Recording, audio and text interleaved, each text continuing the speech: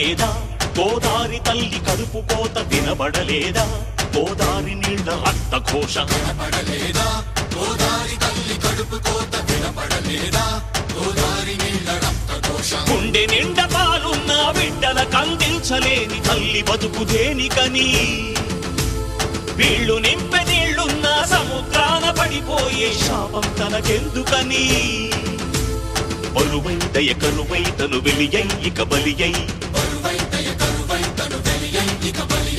ఉప్పు సాగరాలలోకి వెళ్ళలేక వెళ్ళలేక వెక్కి వెక్కి పడుతున్నది వృధాగా కను మూయలేక